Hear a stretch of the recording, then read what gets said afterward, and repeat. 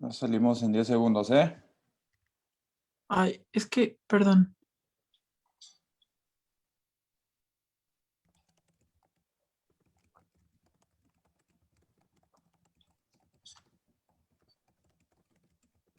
Estamos en vivo.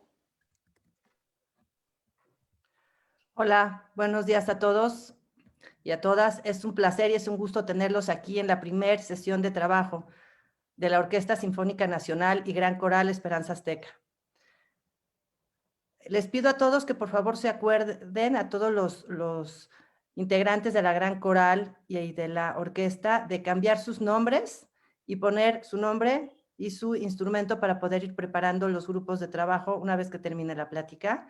Y les pido también, por favor, que después de la plática del maestro Bortolameoli, no se desconecten, dejen los equipos conectados para poder hacer los breakout rooms mientras ustedes toman su receso. Me da muchísimo gusto estar hoy en esta sesión y darles a todos la bienvenida. Les cedo la palabra al doctor Juan Antonio Cuellar, director operativo de Esperanza Azteca, para iniciar la sesión. Gracias. Muy buenos días a todos. Damos la bienvenida a esta primera actividad académica en la que damos inauguración formal a las actividades de contenido de la Academia Virtual Azteca, que nos va a llevar poco a poco hasta encontrarnos en la ciudad de Puebla, si las condiciones lo permiten, en el mes de junio. Quisiera dar la bienvenida muy especial a Ricardo Obert Martínez, quien es el director general de Esperanza Azteca, y un saludo muy especial a Mark Gillespie, director de la Orquesta de las Américas y de la O Academy, y también de forma muy especial a nuestro director artístico, maestro Paolo Bortolameoli, director asociado de la Orquesta Filarmónica de Los Ángeles, y gran colega con una gran carrera, no solo como director, sino también en otras áreas que tienen que ver con el emprendimiento, con la estimulación del desarrollo de las artes. Ustedes lo van a encontrar con mucha fuerza en YouTube. Por ejemplo, tiene una gran cantidad de videos, incluido una TED Talk muy importante, y tiene también una actividad inmensa a través de Instagram, y especialmente justamente en la cuarentena de la pandemia el año pasado, tuvo una muy prominente aparición, movilizando a muchísima gente, a muchos colegas alrededor del mundo. Bienvenidos todos, es un gusto enorme dar esta bienvenida, y le voy a dar la palabra a Mark Gillespie, quien va a hacer una presentación más específica de Paolo y de su charla de esta mañana, en donde nos hablará de algo que poco se habla, pero que es trascendente, que es la relación entre el director de la orquesta y los músicos de la orquesta. Adelante, Mark, bienvenido. Your mic is off. Muchas gracias, Juan Antonio. Un gusto estar con todos ustedes hoy nuevamente. Un saludo muy especial a los directores de la Fundación Azteca, Ricardo, Mariol, Juan Antonio, todos nuestros gran aliados y sobre todo los músicos a través de México. Qué ganas, qué gusto tener la oportunidad de introducir a alguien muy especial. Hablé en la ceremonia inaugural el sábado pasado sobre el poder de esta Academia Nacional a romper fronteras de oportunidad. Y como parte de la introducción del gran líder con quien vas a estar hoy, quisiera comentar que esta trayectoria de romper fronteras de oportunidad en la música inició muchísimo antes de esta academia. La academia es el próximo capítulo de esta historia. Pero inició hace más que 20, 30, 40 años en Venezuela con la idea de que no hay límites a talento, no importa dónde vive, solo hay límites de oportunidad.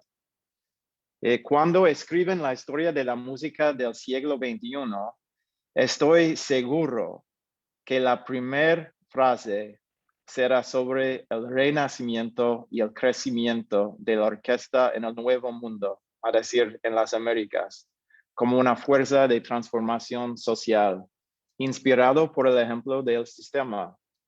Es una historia continental lanzado hace más que 10 años en México con maestro Julio Saldaña y la fuerza de esta Fundación Azteca, sus directores, a construir una red de orquestas juveniles por todo México.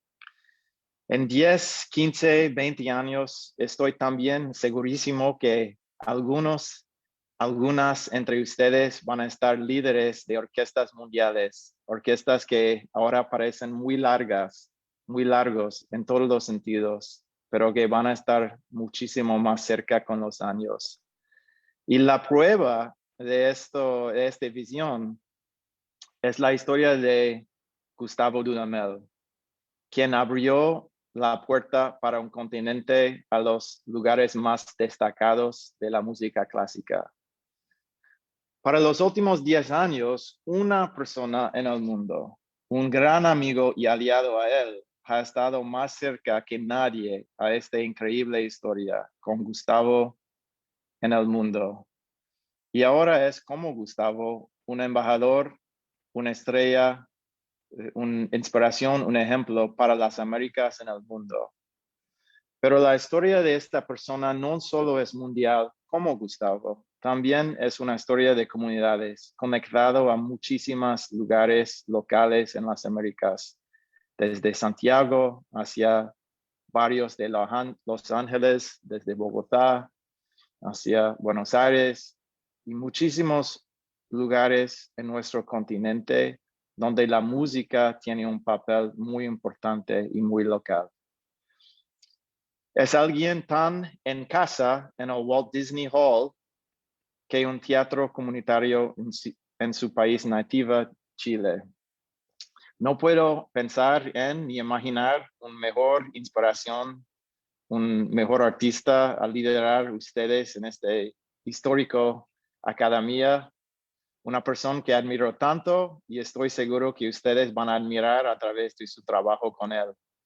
Sin más palabras, damos una bienvenida muy cálida a mi amigo, director asociado del Los Angeles Philharmonic, director artístico de la Academia Nacional Azteca, maestro Paulo Bartolomeo. Bienvenido, maestro. Muchas gracias, Mark. Muchas gracias, Juan Antonio. Muchas gracias a todos por las bellas palabras y por haberme invitado a ser parte de este proyecto hermoso, que además tiene la particularidad que está comenzando. Yo creo que eso es fantástico, el aprovechar eso, es el comienzo de algo, cuando recién comienzan a hacer algo, porque es una oportunidad que todos tenemos para imaginar, para envisionar un poco lo que queremos de este nuevo proyecto.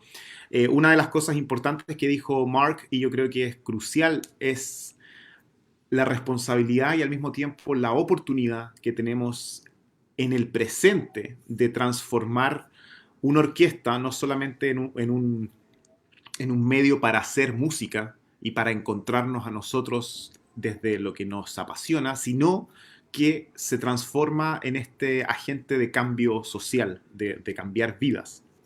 Efectivamente, y en algún momento voy a tocar el tema del sistema y Gustavo, yo creo que sin lugar a dudas es uno de los pilares fundamentales de esta nueva historia del arte musical. Hasta ese momento yo creo que todos teníamos una concepción mucho más acotada del alcance que podía tener el hacer música sinfónica. Y resulta que hoy en día yo creo que prácticamente todos los que nos dedicamos a esto vemos esta otra arista que es tremendamente fascinante y al mismo tiempo tal vez cuanto más enriquecedora que la original, que es desde hacer música, conectarnos nosotros y conectar a muchísima más gente, a nuestros amigos, nuestras familias, cuántas vidas se han podido cambiar. Y es por eso que en la búsqueda de qué hablarles hoy, en esta primera conferencia, la verdad es que me pasé por varios temas. Pensé hablarles de repertorio, hablarles de, qué sé yo, de lo que vamos a, de alguna forma, ir viviendo paso a paso en nuestra propia relación en cuanto a esta academia virtual. ¿Qué es lo que van a hacer ustedes con sus profesores, con sus guías? ¿Qué es lo que vamos a hacer cuando nos encontremos en los ensayos? Pero después dije, no, voy a ahondar en un tema tan sencillo, porque es muy sencillo de alguna forma, pero tan poco tocado, que es qué tipo de relación existe o debiese existir entre un director de orquesta y la orquesta, y viceversa. Y eso me llevó a una anécdota muy sencilla que yo hace un par de años, bueno, bastantes años en realidad, hace más de 12 años, cuando tenía mi primera orquesta infantil, juvenil, en algún momento se me acerca un padre de uno de los violinistas, y el violinista haber tenido, qué sé yo, 9, 10, 11 años máximo. Y me dice, ¿sabe qué? Yo no entiendo muy bien lo que usted hace. Cosa que es muy frecuente encontrar esa pregunta, que te preguntan para qué sirve el director de orquesta, y todos empiezan con esta cosa, el director de orquesta, este personaje que mueve las manos, qué sé yo. Y, hasta yo me gusta ironizar con esto, que no solamente mueve las manos, sino que más encima se lleva todos los créditos, porque es el que más aplauden, es el que sale el más portada. O sea, es muy desproporcional, objetivamente hablando.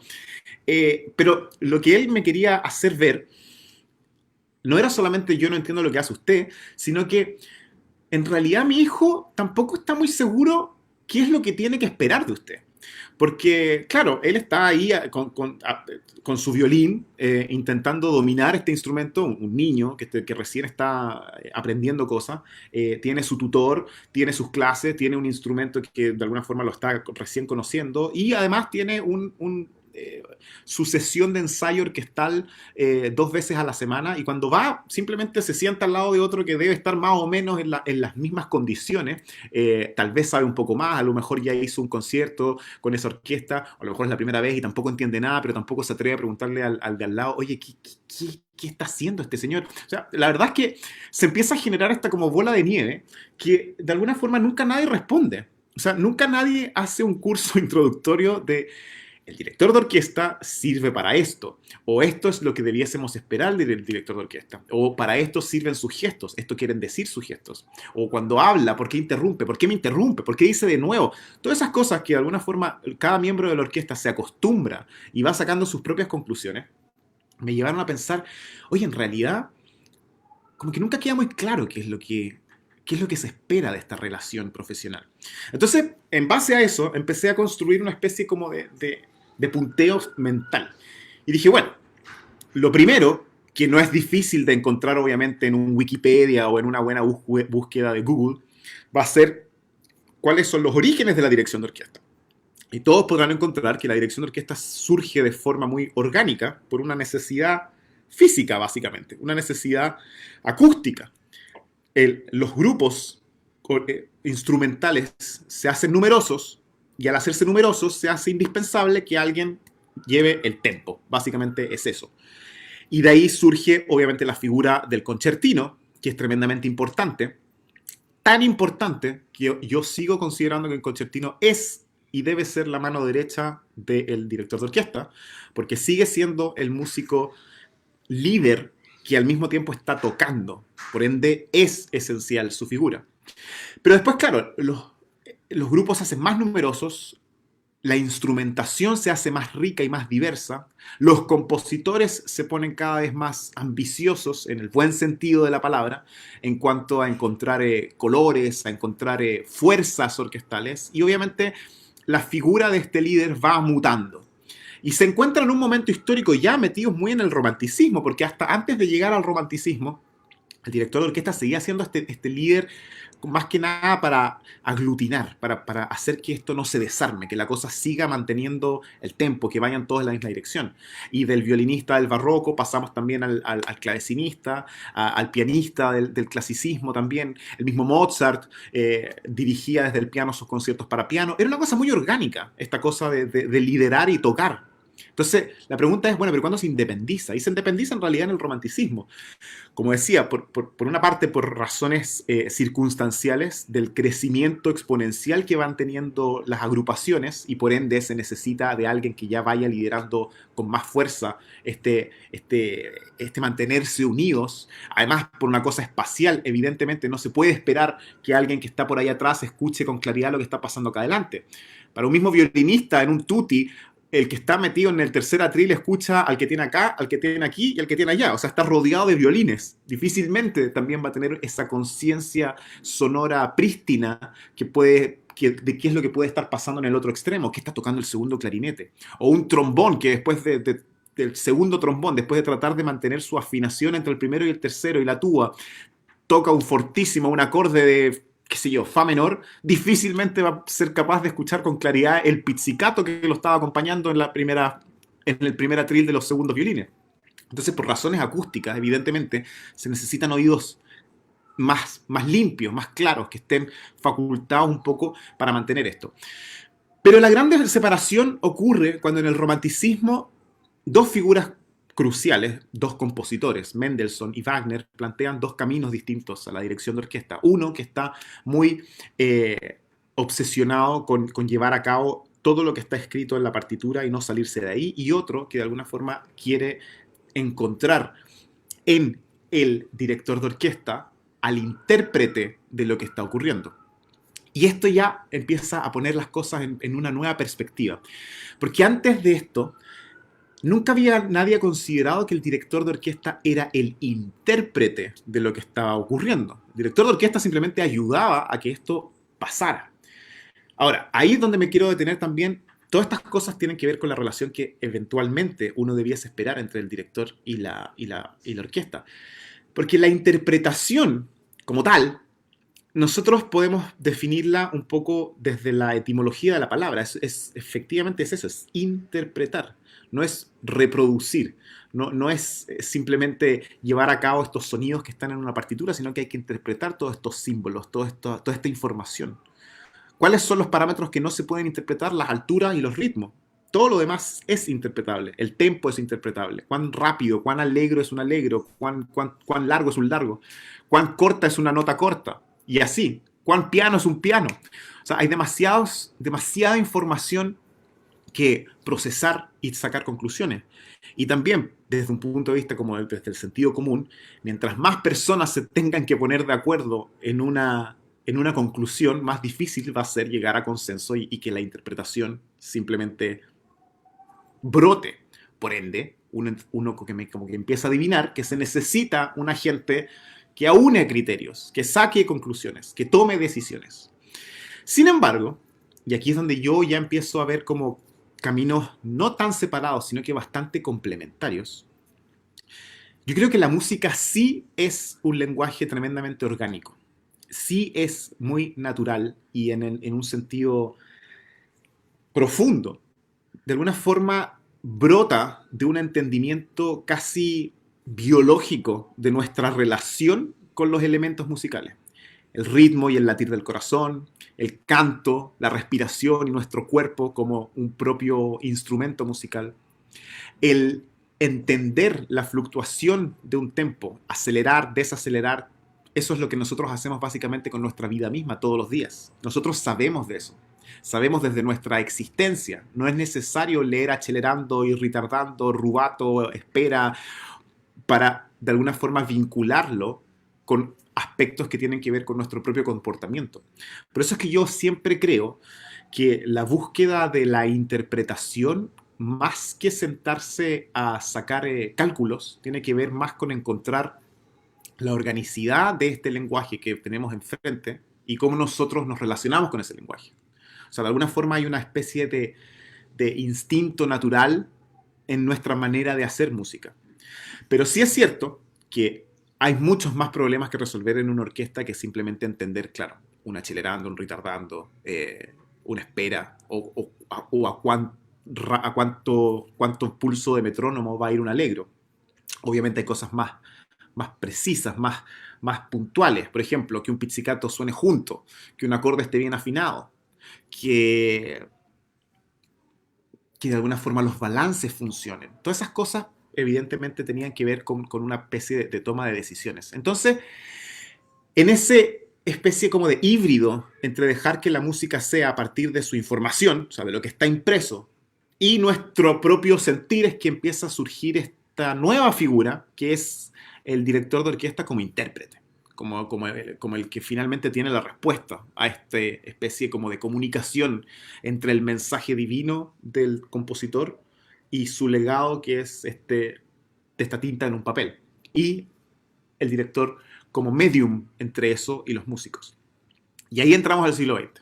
Y en el siglo XX se desvirtúa bastante, diría yo, sobre todo en la primera mitad del siglo XX, donde el director de orquesta ya se apropia absolutamente de todo y pasa a ser la especie como de héroe del concierto.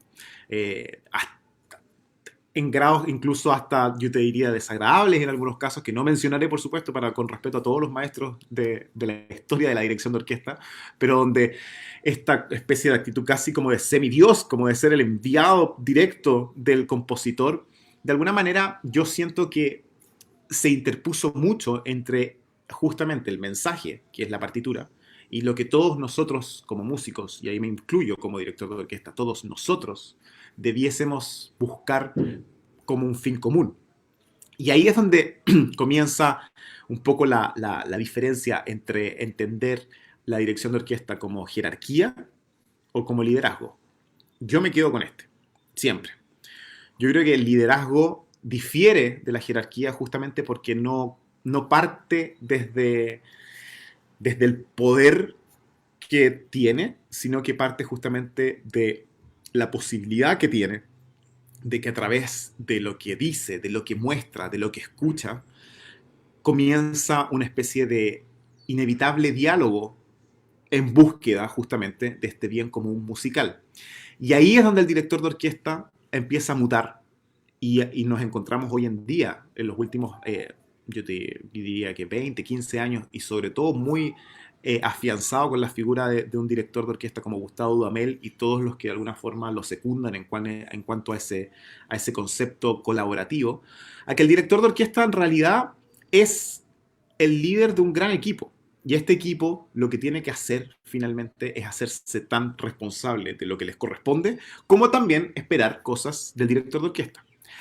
¿Qué se debe esperar del director de orquesta? Encantado de recibir preguntas de ustedes en un rato más.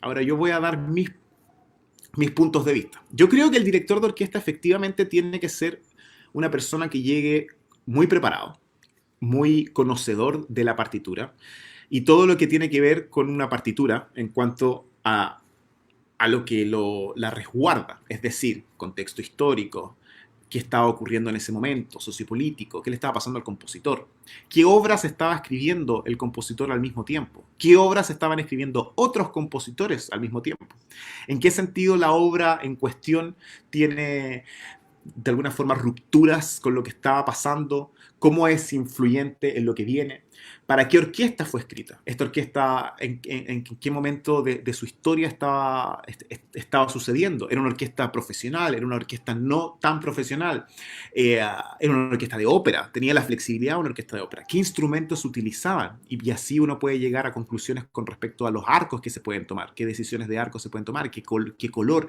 qué características tienen que ver con cuanto a la agrupación específica y cuánto tiene que ver con el contexto obviamente estilístico. ¿Qué música había ocurrido antes de esta música?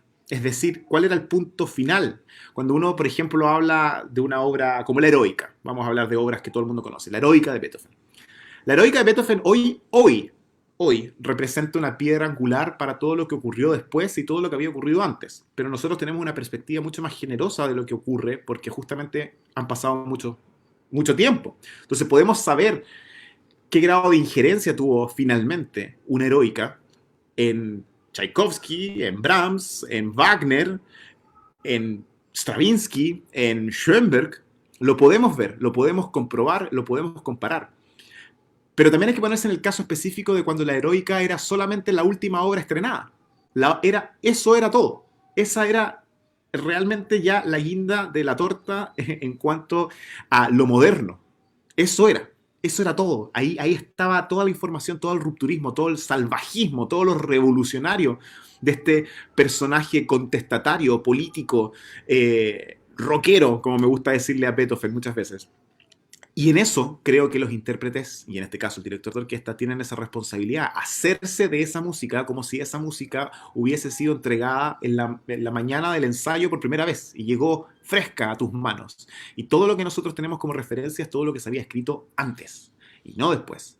Sin embargo, entenderlo desde un comienzo también nos da esa otra perspectiva. ¿Por qué hoy en día, por ejemplo, hay una tendencia casi, ¿cómo decirlo?, incuestionable a interpretar la música del clasicismo, sobre todo Haydn, Mozart y Beethoven, de una forma historicista? ¿Por qué hoy y no hace 40 años? ¿Por qué hace 40 años, hace 50 años no se hacía así? De hecho, se había de alguna forma caído en otro tipo de conceptos mucho más románticos, mucho más excesivos desde ese prisma. ¿Y por qué en ese momento era muy válido también? O sea, ¿qué estaba ocurriendo en ese momento para que nuestros conceptos de apreciación estética lo vieran como algo tremendamente válido también? Y hoy nos resulta casi chocante que alguien nos aparezca con una heroica interpretada con esos cánones, hoy 2021. Todo ese tipo de cosas yo creo que se le tienen que exigir a un director, que un director venga con ese caudal de información, porque finalmente nunca hay que olvidar que el director de alguna manera representa a esta persona que es la única que está involucrada en ese juego de comunicación, que no está tocando nada, no está tocando notas, no está haciendo música con sus dedos. Por lo tanto, obviamente, esa gran responsabilidad que es de todos ustedes ya los suma con bastante trabajo, que es finalmente tocar las notas, evidentemente hacerse cargo de cada una de esas notas por delante. Entonces, de un director de orquesta yo creo que no solamente se puede, sino que se debe exigir ese grado de compromiso en cuanto como a ese concepto global, esas conclusiones, esas preguntas, y ojalá encontrar la mayoría de las respuestas posibles. Por otra parte, de un director de orquesta yo creo que es indispensable esperar una de las cosas más importantes y cruciales que diferencian el conocimiento, por ejemplo, de un gran compositor con un director de orquesta, que es su capacidad de comunicar. Un compositor puede ser absolutamente conocedor de su propia obra, sin duda. Uno diría, nadie conoce mejor su obra que el que la creó, pero no necesariamente el compositor va a ser el mejor director de esa obra, o el mejor intérprete. De hecho, lamentablemente no tenemos grabaciones de cómo sonaba Beethoven con Beethoven, pero sí tenemos de Debussy con Debussy, de Rachmaninoff con Rachmaninoff, de Debussy con Debussy. Y yo creo que a todos en algún momento, si se han encontrado con esas grabaciones, les debe haber chocado cuán distinto sonaba en las manos de ellos las obras que en otros grandes intérpretes de alguna manera las consagraron y nos llegaron como una especie de lectura definitiva. Escuchar al mismo Prokofiev tocando Prokofiev, tremendo pianista, sin duda alguna, a veces suena muy distinto a cómo lo haría, qué sé yo, Marta Argerich, una gran conocedora e intérprete fantástica de Prokofiev. Entonces, eso también hace pensar de que algo debe existir, además, en cuanto al director de orquesta, que más encima, como decía, no toca, pero sí comunica, tiene que ver justamente con cómo se comunica con sus músicos. Y ahí está, desde la claridad de la técnica, que muchas veces ustedes habrán encontrado con directores que... ¿Cuántas veces habré escuchado esta frase en la vida? No, es que no se le entiende. No, es que a este director no se le entiende. No, yo no le entiendo nada. Lo cual a veces es un poco paradójico, porque a veces hay directores que no necesariamente quieren que se les entienda por razones musicales. Pero eso ya es terreno de otra conversación en extenso. Pero por supuesto que el gesto, en cuanto a la técnica de batuta, a la cara, al cuerpo, a la boca, qué sé yo, todo tiene que ver con cómo comunica gestualmente sus ideas musicales. Y por supuesto también cómo las lleva a palabras. Pero también tiene que ver un poco también con la energía, con la empatía, con el sentido sensible de lo que está ocurriendo en ese momento, con ese, como decía, liderazgo que brota más como casi del entendimiento psicológico que de tener exactamente el conocimiento específico de lo que está ocurriendo en la partitura. A veces tiene que ver con simplemente oler el ambiente y saber qué frase decir, qué indicación pedir. O que a veces, qué chiste contar. Pasa mucho en las orquestas juveniles que a veces con un chiste se soluciona algo. No digo que ese sea el recurso más importante de todos, pero a veces pasa también. Entonces, yo diría que eso también se le tiene que exigir a un director de orquesta, que sea capaz de comunicar lo que tiene que comunicar, lo que quiere comunicar, cómo lograr todo eso. Por supuesto, además, se le va a esperar, y eso con justa razón todos ustedes lo tienen que, de alguna forma, observar y también esperar, es el conocimiento de sus propios instrumentos. Por supuesto que un director de orquesta tiene que saber cómo pedirle algo a cada instrumento. No necesariamente significa, y ojo con esto porque también ha pasado, hay grandes anécdotas de esas de las cuales yo no comulgo para nada, que es cuando han ocurrido conflictos entre director y orquesta y se sabe, ¿no?, que el director que exige mucho y qué sé yo, y dice, y este pasaje, y algún músico de orquesta enrabiado le hace el gesto, bueno, tóquelo usted y le pasa el instrumento. Ojo con esa anécdota porque tampoco conduce a nada, porque de alguna forma también podríamos plantearnos el punto de vista de que, claro, el director de orquesta no necesariamente está ahí para hacer eso, no está para tocar todos los instrumentos, está para entender cómo funciona este otro particular instrumento, que es la orquesta, como un único gran animal, en el buen sentido, animal, hermoso animal, pero cómo funciona, cómo respira, cómo se mueve, con qué fuerza va hacia adelante. Entonces, claro, es importante saber cómo comunicarse con cada uno de ustedes para lograr ese objetivo. Pero después vamos yendo a cosas que son un poco menos musicales, pero igualmente importantes. Antes de ir a lo que yo considero que es importante para los músicos entender cuál es su responsabilidad en esta comunicación. Yo creo que desde la base, como decía, de que el director de orquesta finalmente depende mucho de su talento y sus habilidades de comunicación.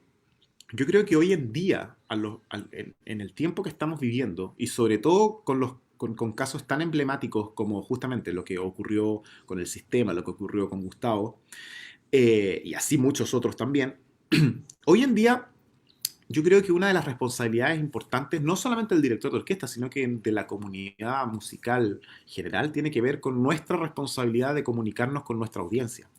Nuestra audiencia en cuanto no solamente a hablarles de música, sino que entusiasmarlos, hacer de nuestra labor un llamado de acercarnos al arte, de acercarnos a un lenguaje que siempre nos perteneció a todos, porque es intrínsecamente humano el arte, el hacer arte, el pintar un cuadro, el bailar, el cantar, el percutir, el escribir.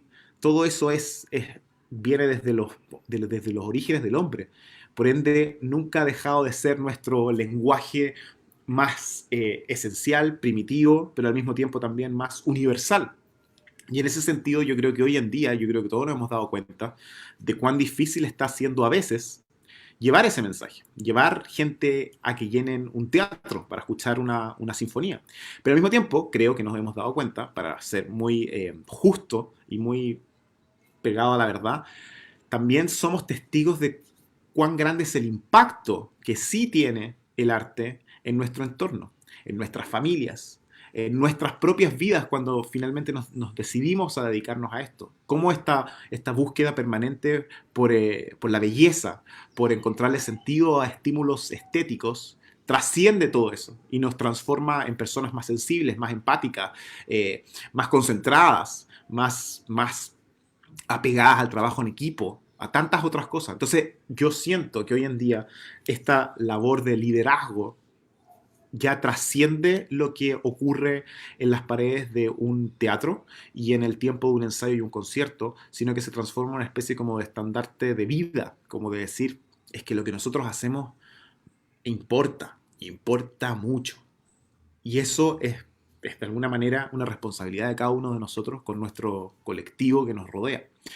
Ahora, así como hablamos de las responsabilidades de un director de orquesta, que yo creo que son esas y más, por supuesto, yo también me gustaría aprovechar esta instancia para hablar desde el director de orquesta, qué es lo que uno espera de una orquesta.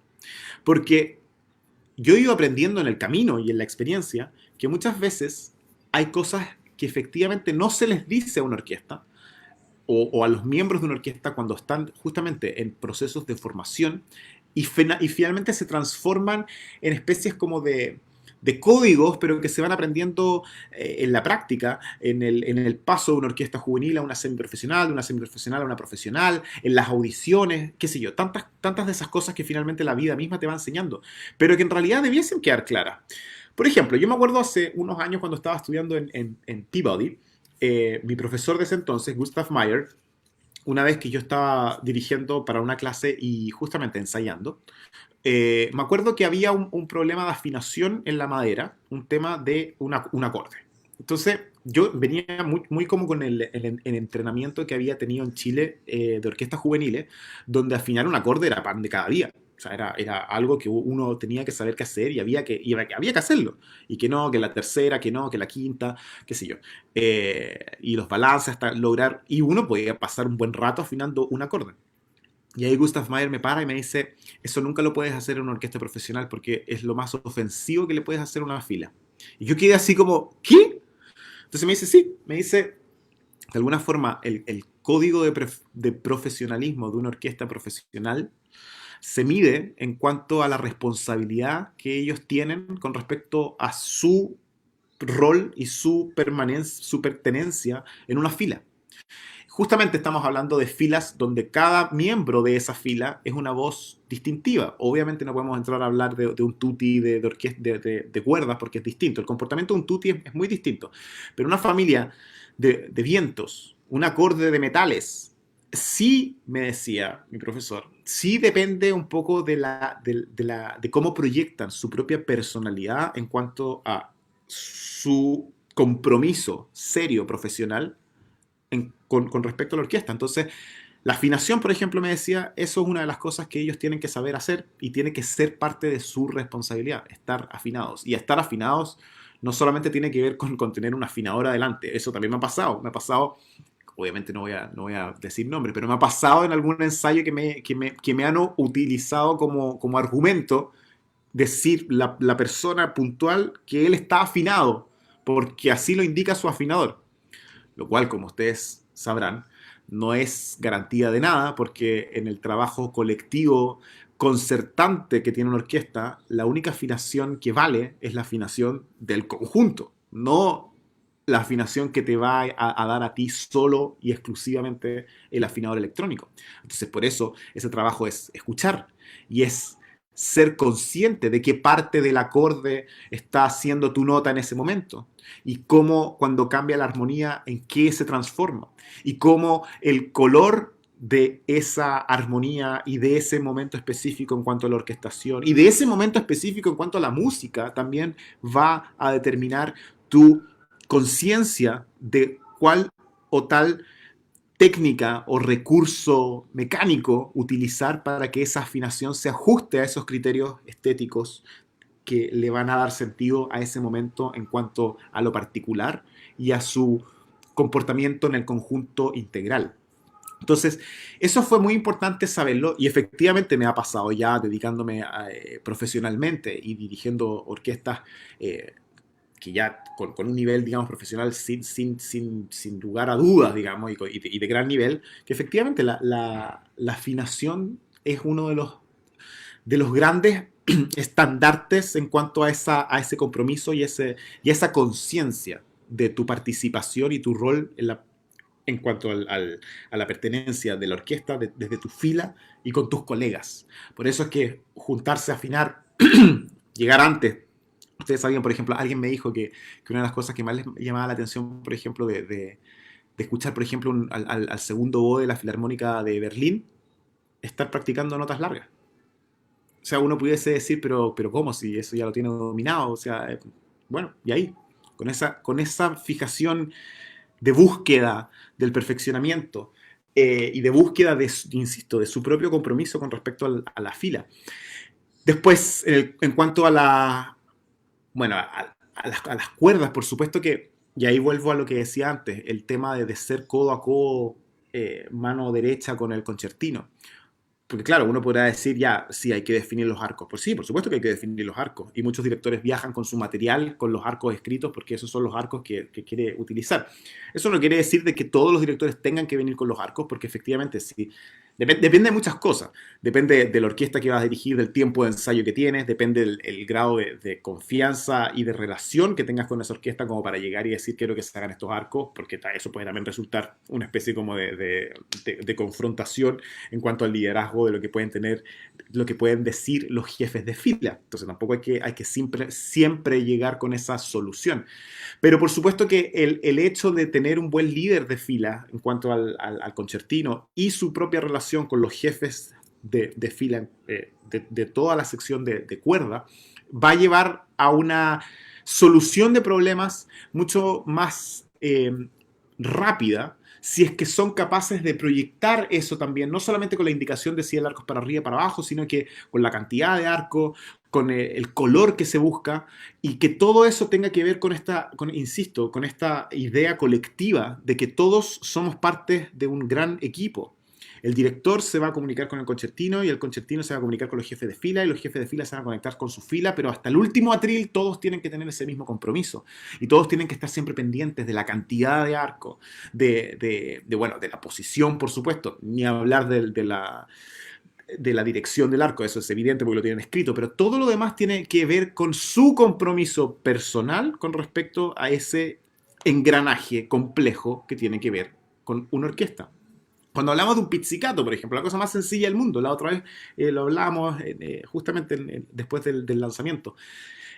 ¿Cuántos directores se obsesionan con que les sigan la mano, que les sigan la mano, que les sigan la mano?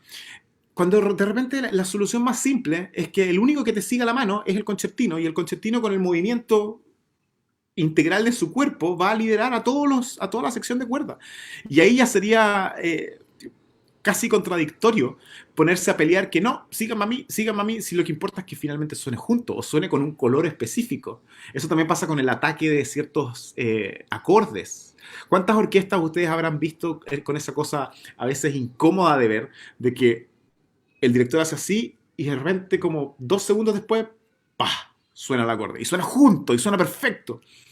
Bueno, hay muchas razones de por qué eso ocurre a nivel de tradición. Las orquestas, sobre todo en Viena, se fueron adaptando a esa especie como de delay, por una cosa de hacer una amalgama de sonidos que efectivamente no tengan la verticalidad del ataque, porque no es que ellos no sean capaces de seguir a un director sumamente claro en una consagración de la primavera, por ejemplo, donde lo que se persigue es otro fin. Pero si finalmente la capacidad de respiración y afiate que tiene una orquesta puede llegar al extremo de que la indicación del director no va a ser la última palabra, sino que esa va a ser solamente el comienzo de una indicación de color y de textura y de intención, pero finalmente el acorde sí brota de forma simultánea por ese entendimiento de todos, entonces ahí está. Eso es lo que mejor le hizo a la música. Y eso hay que entenderlo también, que ese es un trabajo mutuo de hacer dar y recibir. Bueno, así podríamos llegar a muchos otros aspectos. Cada uno de los grupos orquestales tiene una propia responsabilidad con su fila, pero sobre todo tiene una responsabilidad muy grande con escuchar lo más posible ir de la música. Esto sin contradecirme a lo que decía al comienzo, que justamente el director de orquesta está ahí porque es aquel que puede escuchar de otra forma. Pero escuchar en general debiese ser, por naturaleza, lo que más hacemos. Porque evidentemente, si estamos hablando de música, no podemos abstraernos de esa condición, que es escuchar. Por eso es que a veces que el director no sea claro, a veces es una ayuda, porque justamente hace que se ponga más atención a lo que está ocurriendo, casi como en un estado de alerta, de pánico, porque decir, no entiendo nada, entonces si no entiendo nada tengo que sobrevivir, y como sobrevivo, ¿cómo lo hago escuchando? Bueno, resulta que al final la música suena mejor así, porque hubo tal nivel de compatibilidad en ese proceso que se vuelve como a los orígenes mismos de la naturaleza de la música, como música de cámara, que es hacer música juntos, y el director simplemente un mediador que está ahí aportando en un baile eterno, pero no es más que eso, es un baile. Todos bailamos hacia adelante. La idea es no pisarnos los pies unos con otros. Uno lidera, el otro sigue, pero finalmente bailamos. Y de eso se trata.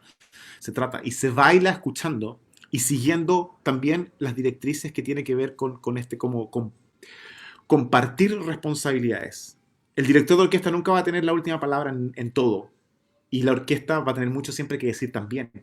Por eso es que el director de orquesta lo mejor que puede hacer también es escuchar lo que la orquesta lo que le tiene que entregar.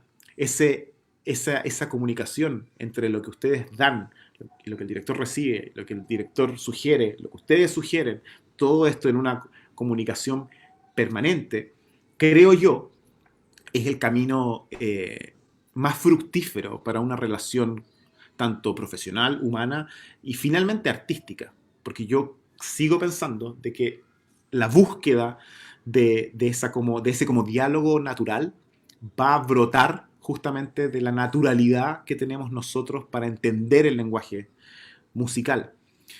Hacer un ritardando, por ejemplo, créanme que es mucho más simple de lo que a veces pareciera en una orquesta. A veces uno se obsesiona que con la subdivisión, que aquí, que esto y lo otro, para hacerlo lo más claro posible. Resulta que el ritardando tiene una cadencia natural que tiene que ver con el fraseo, que tiene que ver con la proporción de esa frase, que tiene que ver con hacia dónde va, si es un término de frase definitivo, si es simplemente una inflexión, si va a comenzar una nueva idea, muchas cosas. Y cuando uno deja que eso vaya, cuando los músicos se conectan y todos de alguna forma siguen ese instinto musical, el ritardando sale. Y sale porque no había otra forma de hacerlo. No porque sea la mejor versión del mundo, simplemente porque en ese momento hizo sentido en cuanto al repertorio, a la agrupación, a cuánto tiempo se llevan conociendo, a la acústica del teatro, a miles de cosas. Entonces, bueno, para ir terminando, mi invitación es que ya que estamos en el capítulo 1 de esta nueva historia, intentemos incorporar todas estas cosas desde ahora, incluso después de esta conferencia, que todos tienen ya sus primeras clases online. También hablen de eso, hablen de esa relación, ya no tanto con el director, sino que esa relación de ustedes con el instrumento, de ustedes con la obra, con el entendimiento de qué es lo que está ocurriendo en ese momento que están tocando ese pasaje, y de alguna forma ir como preparando camino a una relación sumamente orgánica que finalmente va a tener ese resultado presencial cuando nos veamos en un ensayo. Y así disfrutar de ese proceso de hacer música desde la colaboración artística. Eso. Ahora, por favor, preguntas, lo que quieran. Les pedimos, por favor, que quienes tengan preguntas levanten la mano de manera virtual con esa herramienta que tiene Zoom para poder ordenar más fácil sus participaciones. Algunos de ustedes todavía no ponen su nombre e instrumento. Por favor, les pedimos que lo hagan para que sea más fácil dividirlos en los cuartos ahora para la siguiente sesión. ¿Quién quiere tener algún comentario, alguna pregunta para el maestro? Nos sentimos. Francisco, de violonchelo. Hola a todos. Muchas gracias primero, maestro, por su exposición tan genial. Me da mucho gusto escucharlo. Mi pregunta es más sobre para profundizar más sobre un tema, ¿no? Me gusta mucho esta idea de que el director sea como un mediador entre los intérpretes que están haciendo música juntos, ¿no? Pero igual, cierto que hasta cierto punto la imagen que me genera es como si el director sigue siendo una especie de mente, ¿no? Y los músicos, una especie de cuerpo, ¿no? Digo, en esta concepción tradicional de la diferencia entre mente y cuerpo, ¿no? Y digamos que igual sigo sintiendo que el papel no deja, del músico no deja ser como un poco artesanal, ¿no? Es decir, yo pienso también que nosotros como intérpretes tenemos la obligación de ir más allá, ¿no? De hacer ese trabajo intelectual que usted proponía al inicio de todo el trabajo que tiene que hacer el director, ¿no? Y que nuestra obligación no sea solo afinar las notas y hacer el trabajo bien, sino también para que se rompa un poco más esta verticalidad, que podamos ir a hacer ese trabajo también intelectual, digamos, de ir más allá, ¿no? Porque sí, yo entiendo la diferencia entre ser líder y ser como el que manda, ¿no? Que se parece mucho a una cuestión política, ¿no? Incluso hay libros y reflexiones que relacionan la cuestión de cómo funciona, por ejemplo, un estado con una orquesta, ¿no? La figura del presidente o el sacerdote, no sé, hay figuras de autoridad. Pero igual, aunque esta propuesta es más, es distinta, siempre me da esa sensación de que igual el director sigue siendo, ¿no? Como la mente que maneja y nosotros los intérpretes nos quedamos como si fuéramos artesanos, digamos. ¿Cómo podríamos, pensar más allá de eso? A ver, es que yo creo que hay muchas formas de abarcar tu reflexión. Primero que nada, partamos de los casos más extremos sabidos, que tienen que ver con orquestas que no tienen director. Hay orquestas, hay grandes orquestas que justamente se caracterizan por no tener director de orquesta. Y el trabajo que ocurre justamente tiene que ver como con esa especie de, bueno, de llevar a cabo el proyecto simplemente porque es lo que les hace sentido desde un punto de vista musical. Entonces, por supuesto que existe una colaboración, ¿cómo decirlo?, más comprometida en cuanto a que cada uno efectivamente va a tener una voz más presente. Sin embargo, incluso en esas orquestas sí se necesitan de liderazgos, tal vez no para todas las definiciones interpretativas, que tiene más que ver como con el enfoque que quieres darle tú, sino que con cosas más como de, qué sé yo, de tempo, de entradas, de ir juntos. Una de las cosas que más me gusta de esos experimentos es que efectivamente el resultado musical suena muchas veces más libre. Y eso es maravilloso. Y de hecho yo siendo director de orquesta, te podría decir que es casi una especie de finalidad a buscar, que la orquesta suene libre. Mira, antes de irme a otra reflexión, me acordé de algo nada que hace un tiempo estaba ensayando una obra moderna, pero que tenía un pasaje bastante sencillo y bastante, ¿cómo decirlo? Eh, Nada del otro mundo, ni técnicamente, ni de solfeo, ni armónicamente, un pasaje específico, que eran como 16 compases de una repetición, una repetición, una repetición.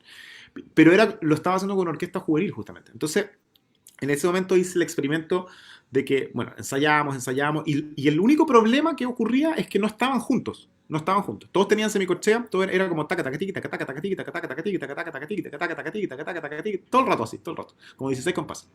Y no estaba junto, y no estaba junto, y no estaba junto, y no estaba junto. Una cosa así, pero impresionante. Más lento, separado, vamos, de nuevo, un poco más rápido. Y yo, muy claro, según yo, muy clarito. Y de repente ya, después de tantas repeticiones, les dije, miren, ¿saben? Párense y pónganse delante del atril. O sea, no lean y párense. Y en ese momento salió. Así, pum, perfecto. Pero increíble, o sea, era una cosa así que como que pasó. O sea, como tan simple de finalmente haber hecho el ejercicio de no sigan lo que está escrito, sino que simplemente escúchense y toquen. Y ahí ese pasaje se arregló, y se arregló para siempre. Nunca más fue necesario ensayarlo de nuevo, nada.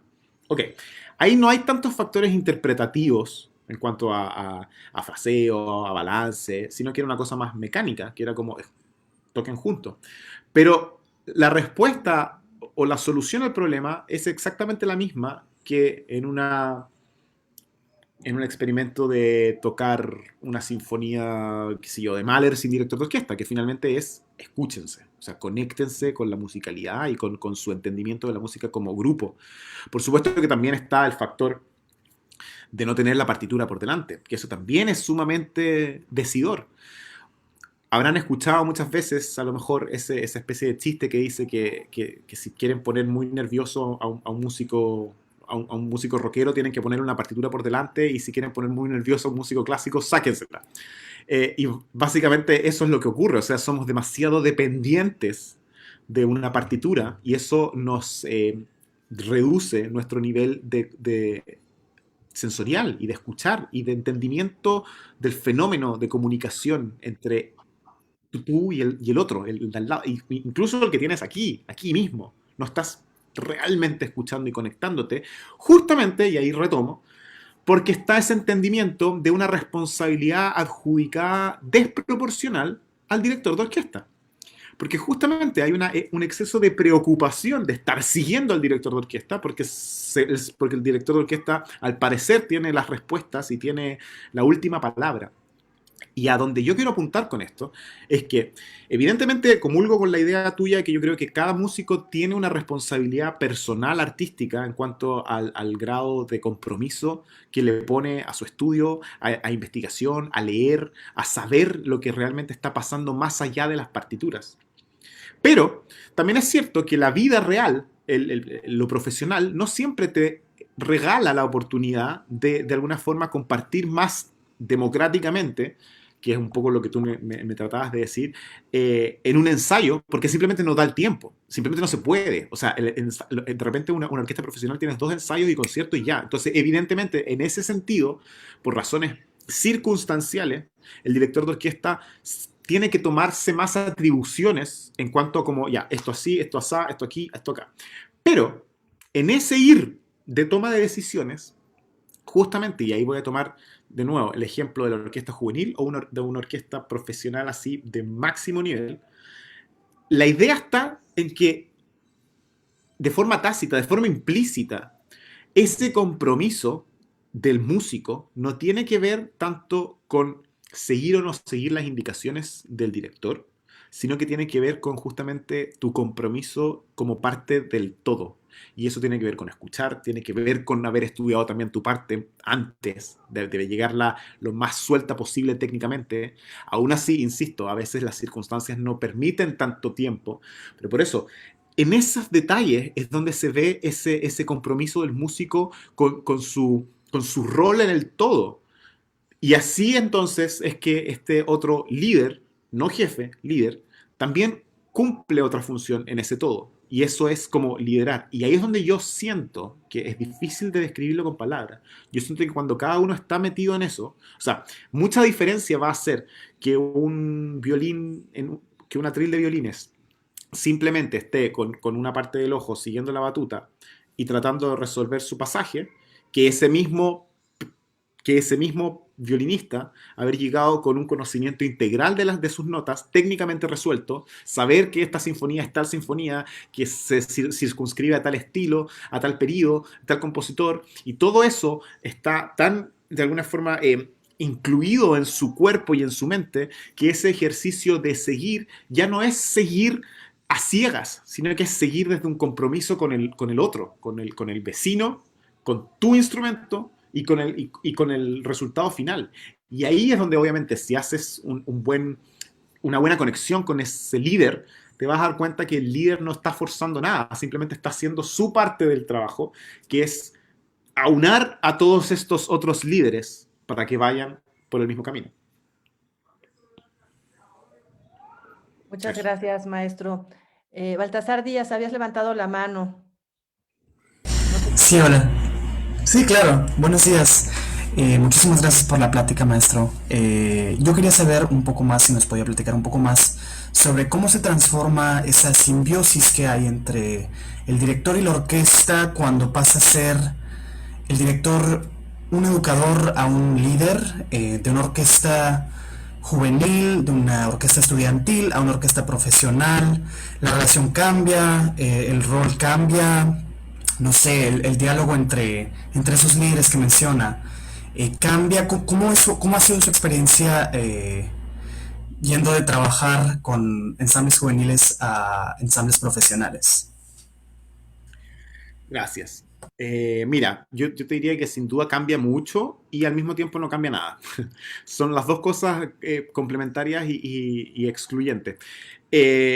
¿En qué cambia? Por supuesto que la relación que uno logra generar con una orquesta de estudiantes o juvenil es más intensa en un sentido,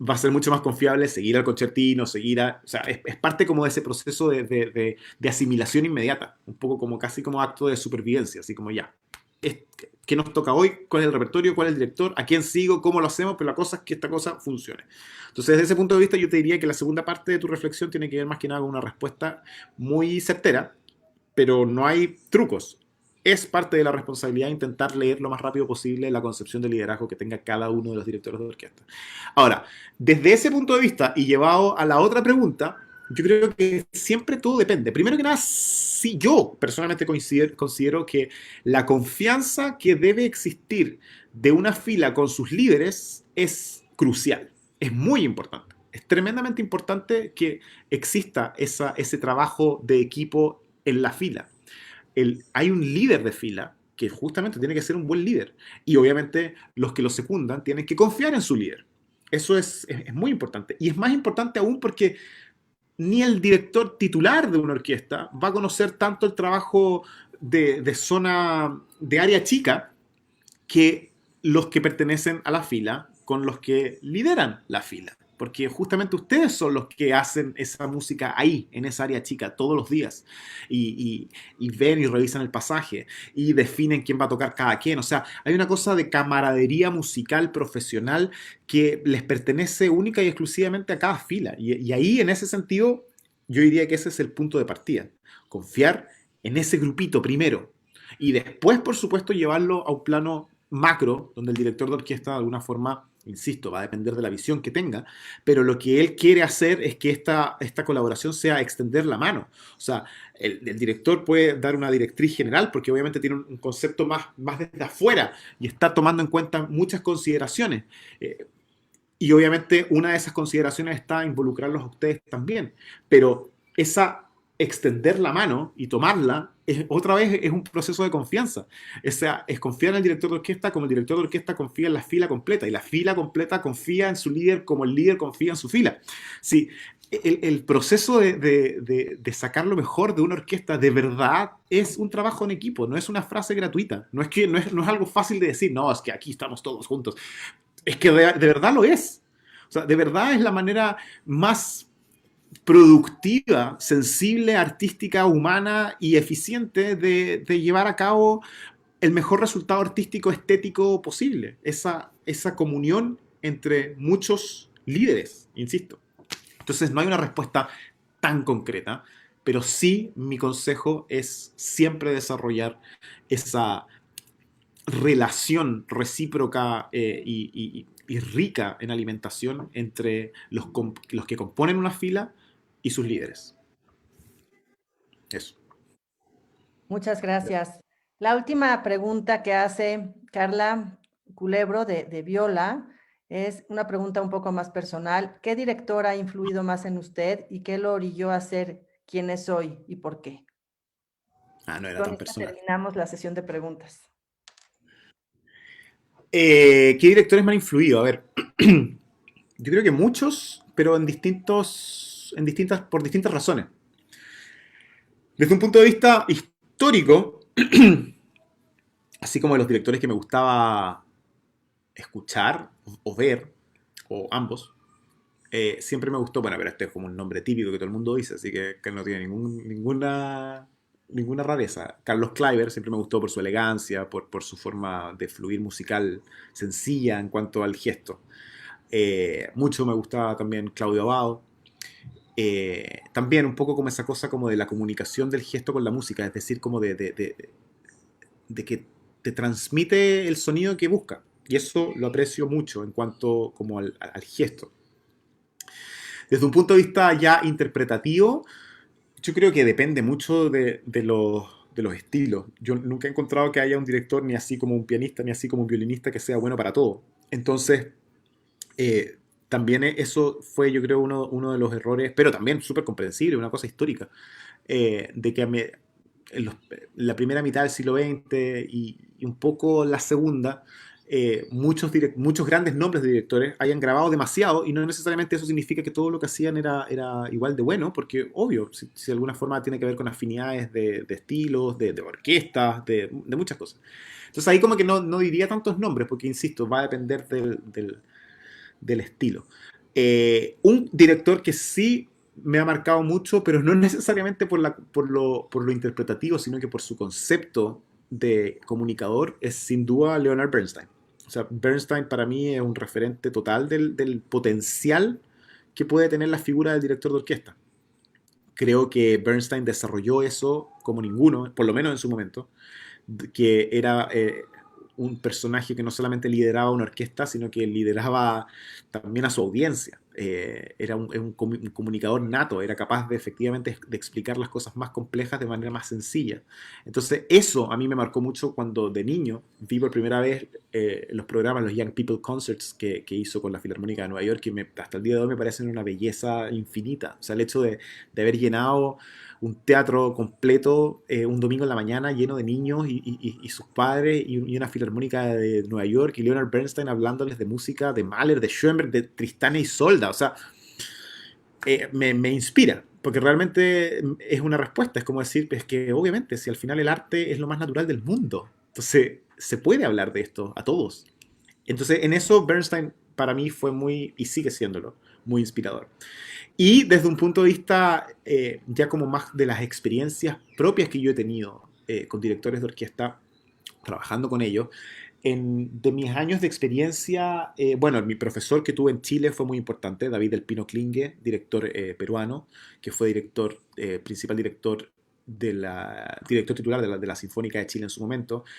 Él me hizo entender también la dirección de orquesta desde un punto de vista como más integral, o sea, cuánto el director de orquesta puede hacer. No solamente que tiene que llegar preparado a un ensayo, sino que tiene que desde conseguir sponsors hasta tener reuniones de publicidad, desde obviamente tener un ojo crítico hasta, no sé, hasta el afiche, obviamente organizar una temporada. Eso fue muy rico para mí también para entender que el director de orquesta debe ser un líder bastante amplio.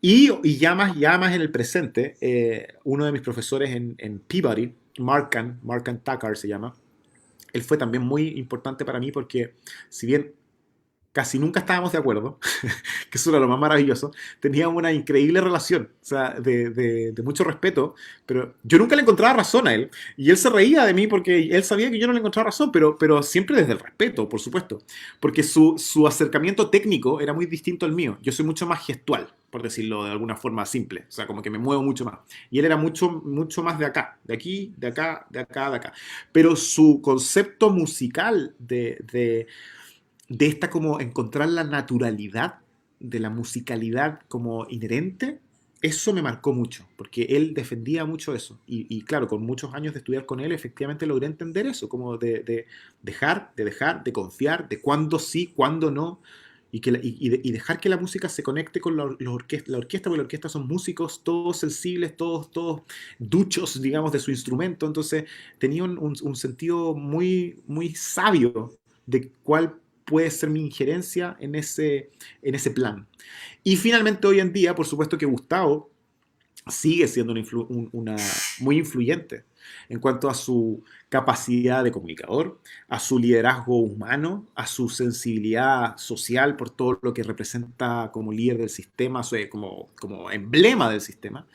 Y además con su facilidad para transmitir energía positiva al ensayar. O sea, ver a ensayar a Gustavo efectivamente es como uno se lo imagina cuando uno ve los videos. O sea, con una sonrisa, con la dicha misma de hacer música. Y eso también ha sido siempre muy, muy bello de ser testigo cercano. Eso. Muchísimas gracias, maestro Bortolameoli. Ha sido un placer tenerlo y escucharlo y aprender el día de hoy. Quiero ceder la palabra a Marc Gillespie, COSIO de Orquesta de las Américas, quien quiere también despedirse de todos ustedes. Adelante, Marc. Qué interesante charla, muchas ideas iniciando hoy que van a ser temas por todos nosotros en el camino, en las semanas, los meses que viene, desarrollado por la práctica, por las charlas y por la experiencia. Yo estaba pensando en escuchando estas preguntas muy interesantes y la respuesta en cada caso de ti, Paulo, sobre una teoría que viene no de música, pero de equipos y la gerencia y cómo trabajar en equipos, que dice el siguiente: cuando no hay orden, el papel del liderazgo en equipo es crear orden de caos. Pero cuando hay orden, el papel del liderazgo es introducir caos para permitir innovación, para permitir cambio. Y yo creo que mucho de lo que has hablado, Paulo, es sobre este balance y entre los dos lados. Y sintiendo cuando es la necesidad es orden. Y muchas veces cuando la necesidad es orden, eso es algo que es mucho más fácil integrar como auto arriba de abajo. Pero cuando hay la oportunidad de introducir chaos, por ejemplo, en el caso de las orquestas profesionales que están muy acostumbrados a hacer la misma cosa, el mismo repertorio, mismas obras, la inspiración, la conexión con el público viene de este sentido de chaos, de improvisación, y muchas veces eso es algo que es construido, iniciado en las manos, en las personas, en la orquesta. Entonces, muy interesante el tema del liderazgo, muy importante charla de hoy. Muchísimas gracias, Paulo, y a todos ustedes. Paso la palabra a Mariol para la próxima parte de este día. Muchas gracias, Mark. Les recuerdo a todos que por favor no apaguen sus computadoras o sus tablets o sus teléfonos. Y regresando vamos a los breakout rooms. Juan Antonio Cuellar, por favor, ¿puede cerrar la sesión? Muchas gracias, Mariol. Pues Paolo, Mark, ha sido ciertamente nuestra inauguración académica maravillosa, hablando de algo fundamental que es la relación humana entre todos nosotros que nos animamos a hacer música, desde componer hasta tocar juntos y llegarle realmente al público con un mensaje contundente. Eso es lo que queremos hacer y eso es lo que vamos a hacer juntos este año, marcando el inicio de una nueva etapa en la historia sinfónica en México. Quiero pues darles un saludo de parte de toda la organización de Fundación Azteca y la bienvenida a lo que va a ser el primer día de clases a continuación. Reiterar lo que acaba de decir Mariol, vamos a tener un pequeño receso, tenemos las clases iniciando en 10 minutos y durante este tiempo les vamos a pedir a todos aquellos que vayan a tocar en sus clases que se queden para realizar las pruebas técnicas correspondientes. Y por favor nadie se desconecte para que no tengamos problemas después con la reconexión. A todos un abrazo y nos vemos en la próxima ocasión.